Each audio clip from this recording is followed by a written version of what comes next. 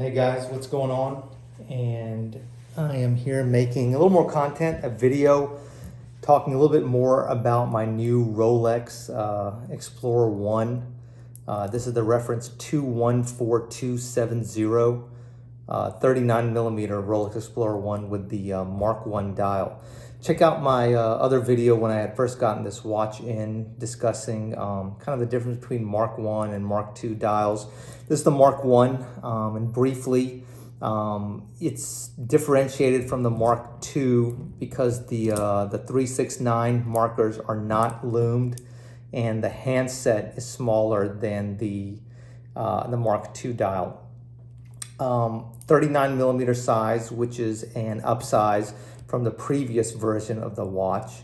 And I wanted to make this video because I happen to have the previous version of the watch right here. This is the reference 14270. There's also a 114270 version, but both 36 millimeters. In fact, the Rolex Explorer 1 has originally been 36 millimeters, and it was only 39 millimeters for a few years. They've gone back to the 36 millimeter version of the watch.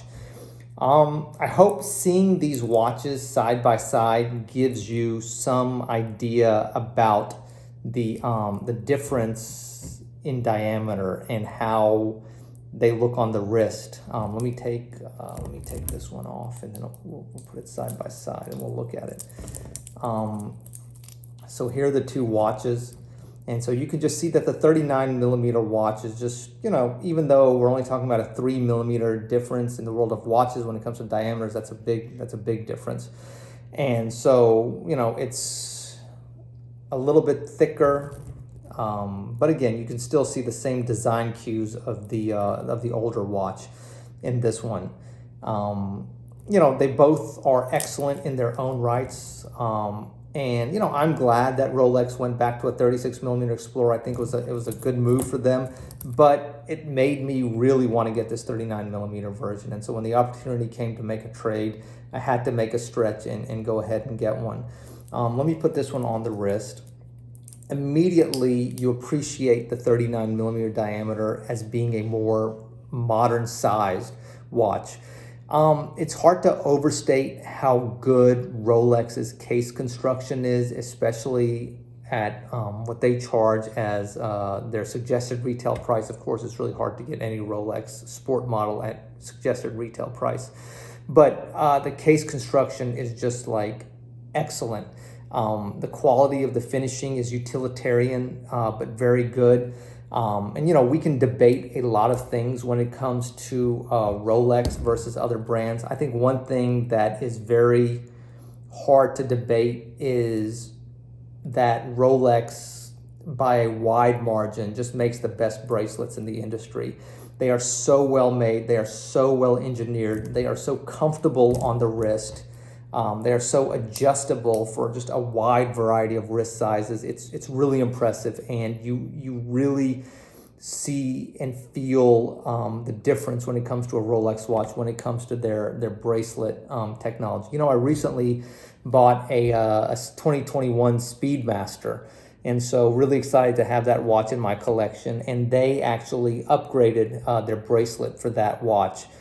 And it is a big improvement from the previous Speedmaster bracelet, but it doesn't vaguely come close to what Rolex does with their Jubilee and Oyster bracelets, especially that Oyster bracelet. It's just so classic, so iconic. Anyway, I'm not here to talk about Rolex bracelets, but here's the watch on my wrist. Feels really good. I also have the Explorer 2, which is a 42 millimeter watch. And so, immediately you feel the smaller diameter, but it's not too small. Wearing larger watches in more recent years, you really sort of feel the smallness of 36 millimeters. And somehow this 39 millimeter size just feels kind of like, I don't know, it's just right. It's not too big. It's not too small. It's not like too modern a size. It's not trying to be huge, and it's not trying to be too vintagey.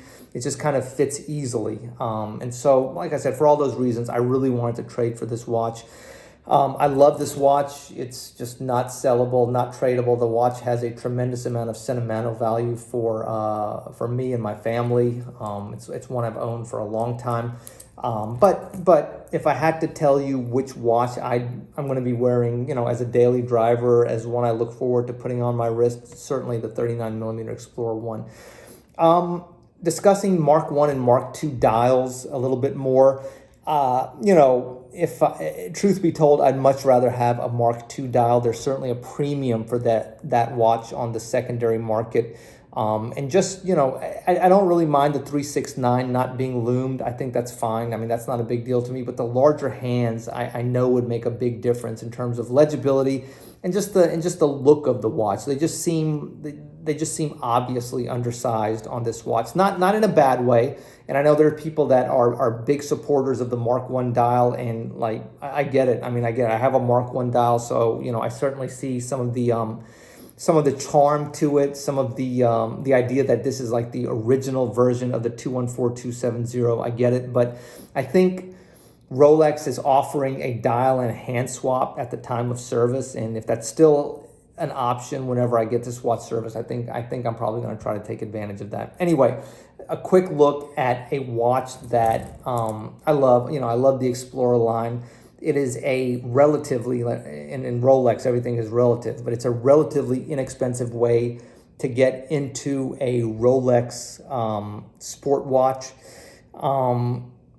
It's a way to get a lot of the technology that the brand brings to market, but in a less expensive sort of option.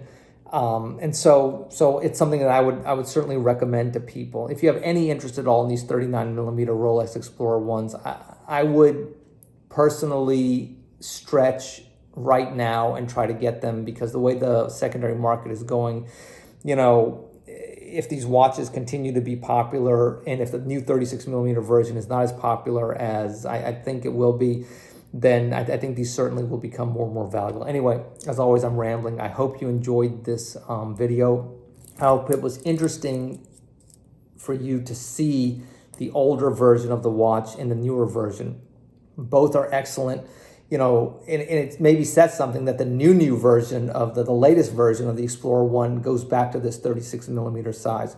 I think that's great. I'm excited to see what that watch looks like.